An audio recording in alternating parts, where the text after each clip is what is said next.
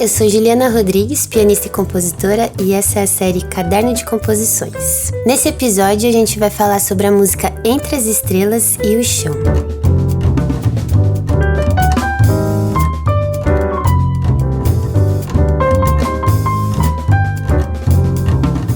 Entre as Estrelas e o Chão é uma música que tem uma história curiosa. Ela começou a ser composta pro meu primeiro disco, o Nemosine, e aí eu abandonei o barco, porque eu achei que ela não estava funcionando muito bem. E aí ela foi substituída nesse disco por uma outra música. Anos depois, eu resolvi retomar essa música, passei a tocá-la novamente, e aí que ela chegou à sua versão final. Eu acho muito interessante e importante comentar sobre isso, porque muitas vezes a gente imagina que o nosso processo criativo ou de produção, ele seja linear. E ele não é. A gente vai, a gente volta, às vezes a gente tem que dar uma paradinha, a gente tem que repensar em algumas coisas, né, certas vezes, e outras vezes a gente precisa viver outras coisas para poder deslanchar um pensamento ou uma ideia. E foi o que aconteceu com essa música. Como eu disse, a primeira vez que eu comecei a mexer nela, eu lembro de levar pro trio e ela não tá achando que ela funcionava muito bem.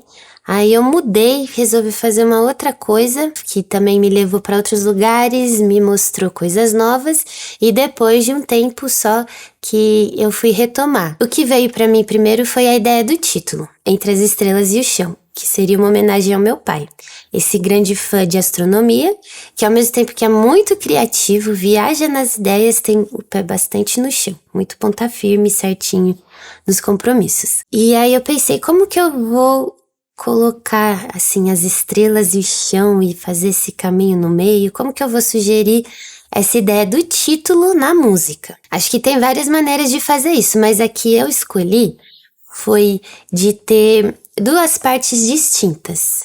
Então, nessa música, a gente pode perceber duas partes principais que são muito contrastantes.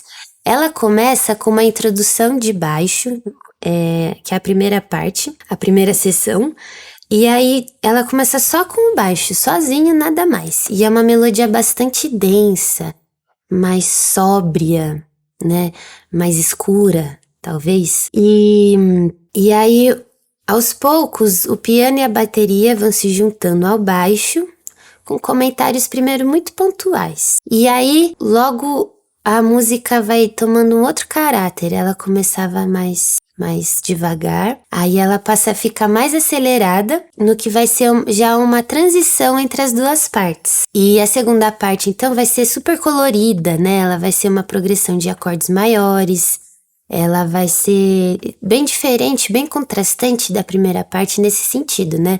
Harmonicamente, ela é diferente.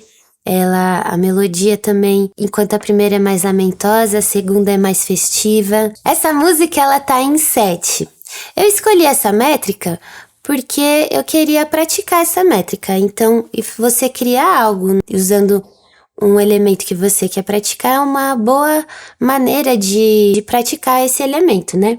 Bom, ela começa então com o baixo fazendo a melodia sozinho. Vocês vão reparar que essa melodia é mais densa, né?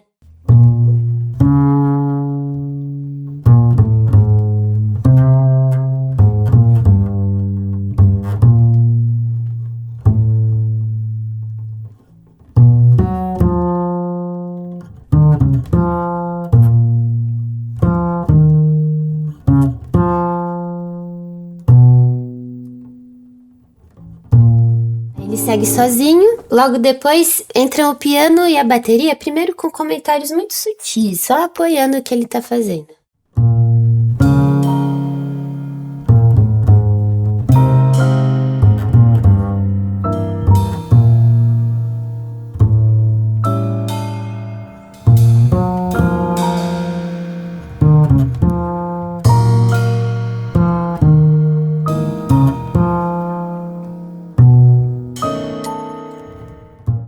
E aos poucos, o piano vai acrescentando depois uma melodia que vai servir de transição entre as duas partes.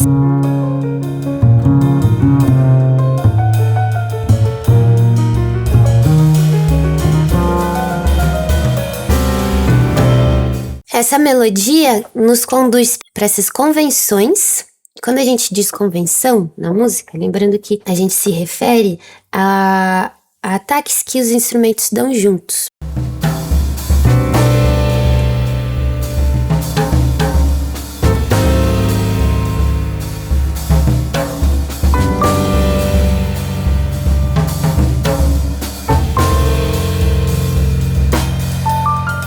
Então, quando eu faço isso,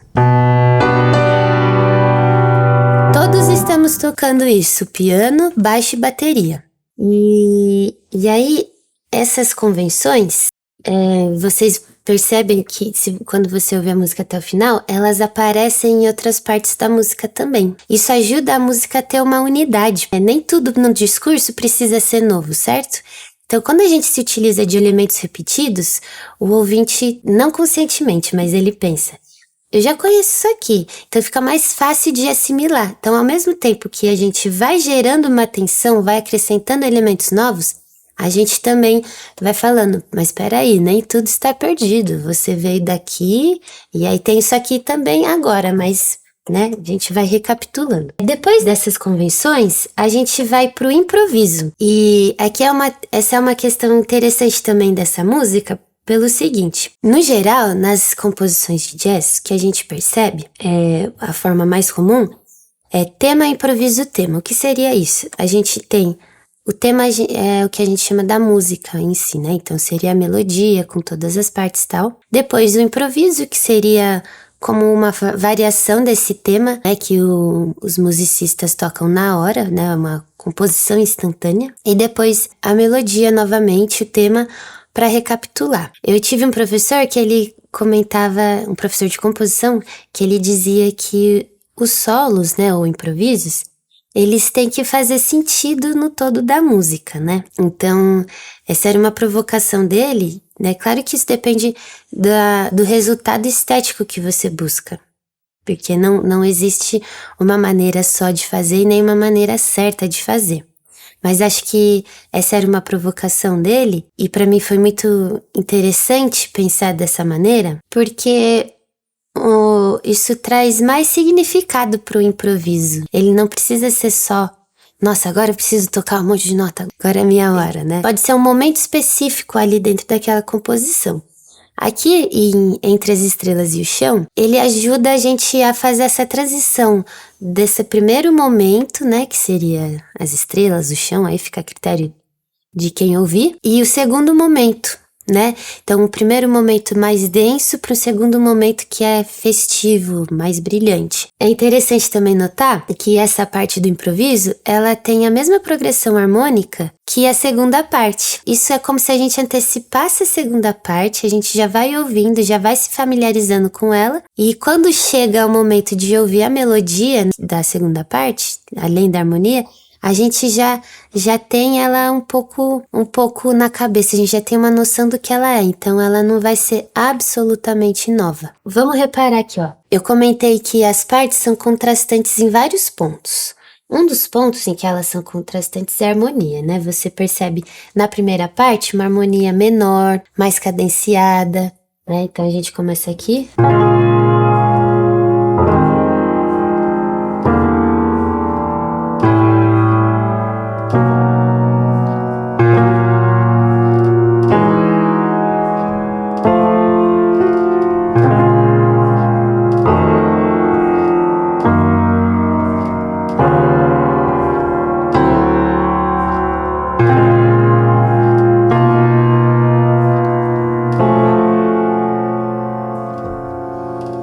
Essa primeira parte, então, tem uma predominância de acordes menores, ela passa também por acordes maiores que estão ali num campo harmônico menor ainda, tem cadências dominantes que nos levam para esse centro menor. E a segunda parte, ela é toda brilhante. Ela é no geral, ela tem muitos acordes maiores que são de modos diferentes. Quando a gente pensa em modo, a gente pode pensar como um conjunto de notas, né? Os modos são a mesma coisa que escalas. O que acontece nessa parte, como eu disse, você tem acordes que vêm de modos diferentes. Quando isso acontece, você tem harmonias assim mais contrastantes, né? Então, eu tô aqui, por exemplo, ela começa aqui.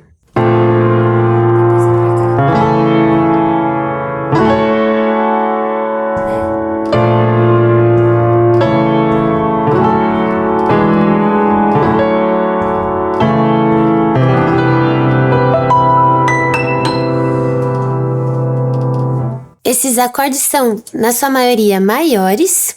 A gente não tem tanto essas cadências de 5/1, que seria uma cadência bastante característica da harmonia tonal, que é uma cadência que ajuda a gente a falar assim, esse aqui é o centro, né? Esse aqui é a sua casa, um lugar de repouso, né? Quando você sente que a melodia parou ali, não que ela vai continuar, né? Isso é um pouco subjetivo demais, mas no geral, quando a gente pensa em tensão e resolução, que são conceitos bastante comuns na nossa harmonia ocidental, a gente pode pensar como uma referência que o repouso é quando a gente tem a sensação de que a música poderia acabar ali. Porque ela pode acabar em qualquer lugar, né? Mas quando você pensa, não, aqui não sugere movimento, enquanto a tensão seria essa sugestão de movimento, ela sugere que algo está por vir, né? E o repouso, ele tem essa outra característica de não sugerir esse movimento. E aqui nessa parte, então, a gente tem a mesma característica de acordes, né? Na sua maioria maiores, e eles têm também essa diferença de modos, né? Então, um se utiliza de certas notas e coloca a gente numa região específica, o outro tira a gente dessa região, porque ele tem outras notas, ele leva a gente para um outro lugar. Então essa é uma maneira também de dar contraste, né? Veja bem, a gente usou harmonias distintas para sugerir cores distintas numa música, né? Lembrando que a ideia inicial da música era que tivesse duas partes contrastantes. E uma das maneiras de contrastar essas duas partes que eu encontrei foi então usar essa outra harmonia. Bom, então recapitulando, a gente começou com a música só com o baixo, fazendo essa melodia mais densa. O piano e a bateria foram se juntando aos poucos. Eles levaram a gente para uma sessão em que a gente tinha convenções, né? A banda inteira tocando junta. E depois dessas convenções, a gente foi pro solo de piano. E agora o solo já não tá mais, não tem mais os elementos da primeira parte. Agora ele já tá introduzindo pra gente os elementos da segunda parte. Depois que acaba o solo, pra fazer a saída do solo, porque isso também era uma coisa, nossa, como que eu vou sair daqui, né? Tá, eu cheguei até aqui, o que eu vou fazer pra sair daqui? E aí, o que eu pensei foi uma melodia que ao mesmo tempo também fizesse uma transição. Agora a gente tá indo no caminho inverso, né? A gente tava vindo da primeira parte indo pra segunda. Agora a gente tá na segunda já, e a gente ainda não vai voltar pra primeira, mas vamos fazer esse caminho de recapitular essa transição. Então eu criei uma melodia que se parece com aquela que a gente ouve no início, quando a gente tá indo da primeira parte para pré-solo, digamos assim, né, para aquela parte das convenções. E aí aqui a gente tem uma melodia que não é igual a essa, mas ela remembra essa outra que já aconteceu, relembra, né?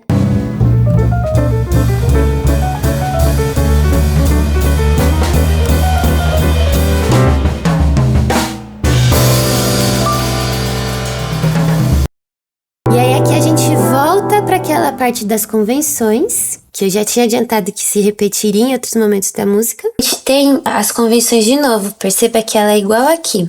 Só que aqui, ela tá escrita de uma maneira diferente, porque aqui a gente estava em 7/4, então a gente tem um compasso de 4 mais um compasso de 3. Compasso de 4 mais um compasso de 3. Eu prefiro escrever assim, com os compassos separados, porque isso já dá, para quem for tocar, uma ideia de como estruturar esse compasso, né? Um compasso de 7 pode ser 4 mais 3 ou 3 mais 4.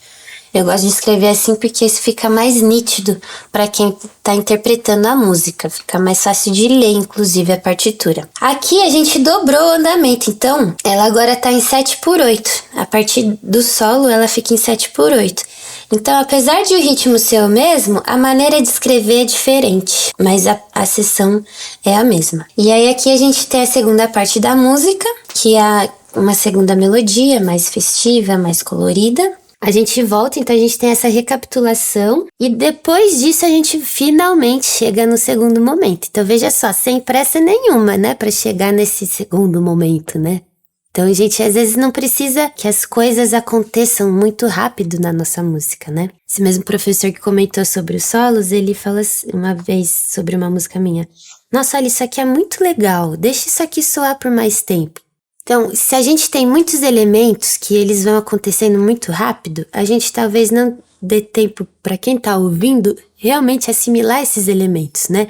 Porque talvez seja uma coisa muito interessante que, né, que passa por ali, como uma borboleta, né? Mas aí se ela passou muito rápido, você nem conseguiu ver ela direito. Agora, se ela passa um pouco mais devagar, ou se você prende os olhos nela, você talvez consiga apreciar mais detalhes e entender até melhor aquele elemento. Então a gente não precisa ter pressa para colocar esses elementos todos, né? Veja bem, imagina se já do começo eu tivesse colocado as duas partes da música, uma logo depois da outra. Não significa que ficaria ruim também, né? Mas seria uma outra música, isso fatalmente, né? Eu acho importante observar essas coisas, porque às vezes também quando a gente tá compondo, né, eu gosto de pensar que é como abrir a porta do inferno, né, porque a gente precisa deixar as ideias fluírem. E não vem só as ideias criativas, vem todo tipo de ideia que tem ou não a ver com o que você tá fazendo ali na hora.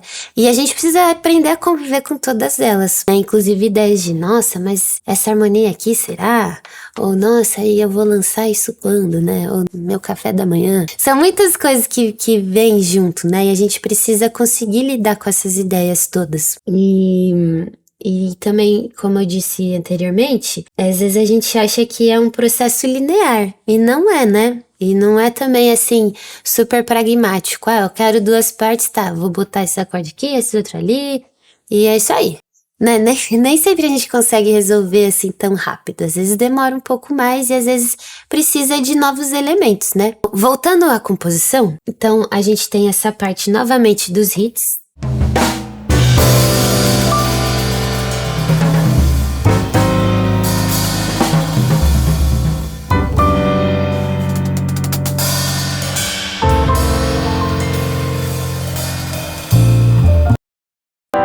Hits ou convenções são a mesma coisa. E depois, finalmente, a gente tem a segunda parte da música. Que aí ela, como eu falei, é mais brilhante, mais festiva, tem um caráter mais colorido, né? E aí você vai ouvir isso aqui.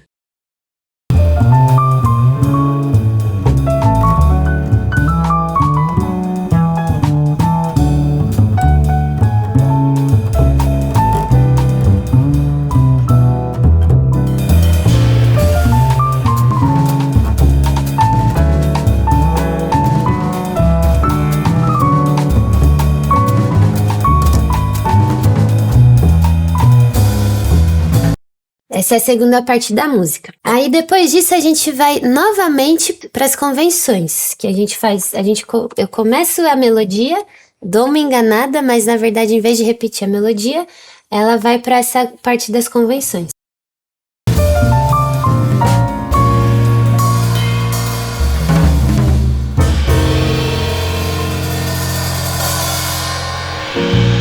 Não é a convenção exatamente igual, mas é uma parte que cita essa parte das convenções, né? Então, ao todo, essa parte apareceu, veja só, 3 vezes na música. Olha só que interessante, né? Que a gente já comentou sobre... A gente não precisa a todo momento trazer elementos novos. A gente pode gastar um pouco os elementos antigos. Então, essa parte, por exemplo, ela aparece... Primeiro, ela é um pouco mais comprida. A segunda vez que ela aparece, ela é um pouco menor em relação à primeira vez. E a terceira vez, ela é só uma citação, ela é mais curta ainda. E a gente logo já vai para a próxima seção da música, que nesse caso é uma recapitulação da primeira melodia. Então a gente estava naquele momento alegre e festivo, vamos voltar para o começo, né? E aqui, de novo, a gente vai recapitular um elemento que já houve, né, que é a primeira parte da música, só que agora ele também vai aparecer diferente, travestido. Ele não mais vai ser a melodia só no baixo. Agora a gente tem a banda toda tocando essa sessão, né? Isso já traz outra cor. De novo, a gente traz elementos novos para o que já existe, né? A gente não precisa inventar a roda a toda hora. A gente pode, como eu disse, ir gastando o que a gente já tem. E aí agora você vai ouvir de novo a melodia da primeira parte e assim que a música acaba.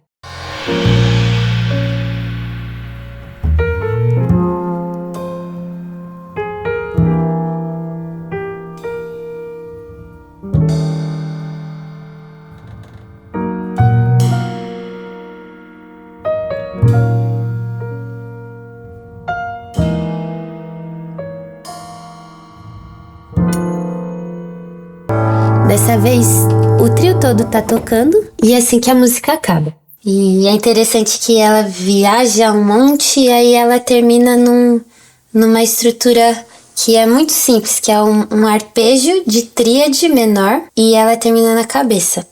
Muito pontual. Uma outra observação sobre a música é que essa eu fiz já com uma instrumentação em mente.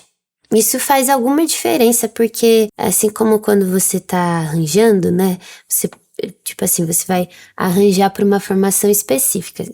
Você precisa saber quais são os instrumentos que vão tocar essa música, né? Porque aí cada instrumento vai ter suas peculiaridades, tanto individualmente quanto coletivamente, né? Então a gente vai precisar saber as especificidades do instrumento e como que ele funciona no todo. Então, se eu tenho piano, baixo, bateria, flauta e sax, como que eu vou fazer para timbrar todos esses juntos, né?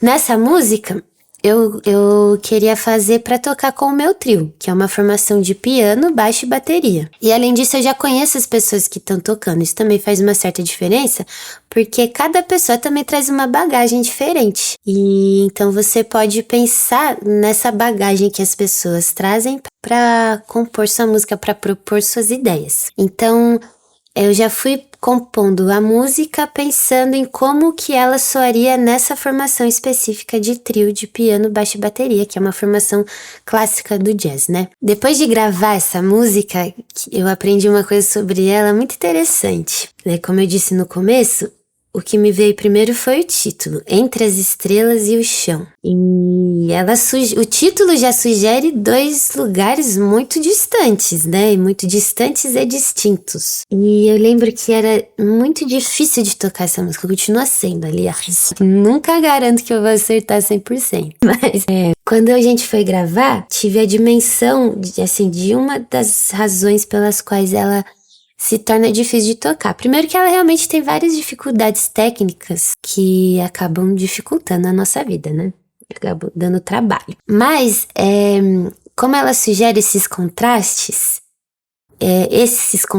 também são muito difíceis de interpretar. Então, por exemplo, ela começa lá toda mais contida, né, nessa primeira parte, e a segunda parte é ao contrário, ela é expansiva, abertona, colorida.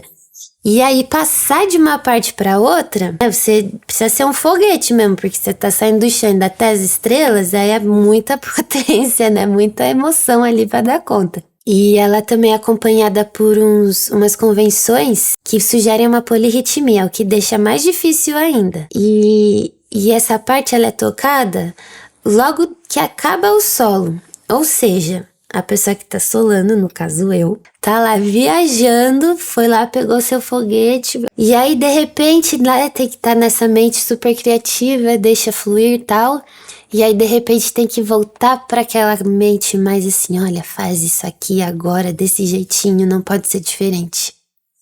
São lugares de pensamento muito distintos também, então isso também é uma coisa que vai deixando a execução mais complexa. Então, retomando as partes da música. A gente tem essa primeira parte, só baixo, ela começa...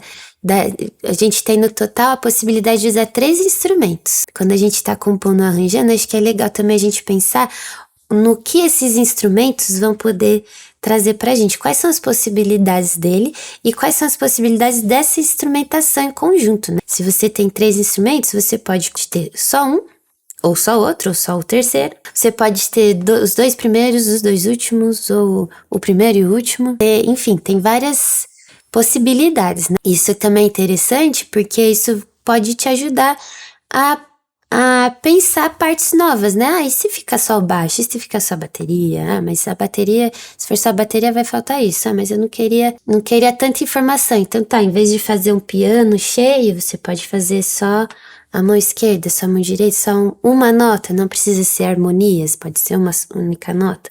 Enfim, são várias possibilidades que a gente tem, na verdade, apesar de ser só 3 instrumentos. Então, voltando à recapitulação, a gente começa só com o baixo, pequenininha. Aí, aos poucos, a bateria e o piano entram, ainda pequenininho. Aí, a gente começa a ficar mais denso, tanto rítmica quanto harmonicamente. Aí, né, o ouvinte já pensa assim, nossa, o que será que vai acontecer? Né? Então, a gente tem essa primeira aparição das convenções, e a gente tem o improviso, que já vai remeter à próxima parte. Ele ajuda a gente a fazer essa transição, porque aí a dinâmica, ela tava aqui. Ela começou piano, foi pro mezzo piano, aí durante o solo ela fica mezzo forte, vai crescendo, vai ficando não só a dinâmica, mas assim também os elementos, né? Você percebe que todos tocam muito menos no começo do solo, e depois, quando acaba o solo, tá todo mundo tocando um monte de coisa, muita nota, é mais forte, com mais presença, né? Porque a música cresceu e ela precisava crescer para ir para essa segunda parte festiva, alegre, brilhante. E aí ela finalmente chega, ela faz essa transição para a segunda parte.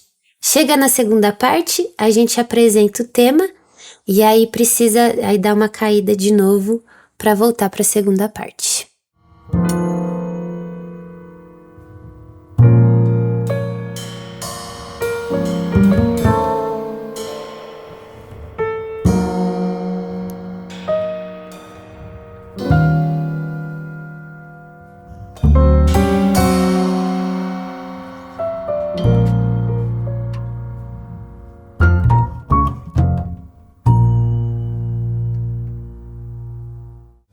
Essa foi Entre as Estrelas e o Chão, que faz parte do meu álbum Vive. Espero que as ideias que eu apresentei aqui tenham te inspirado para compor novas músicas e novas histórias.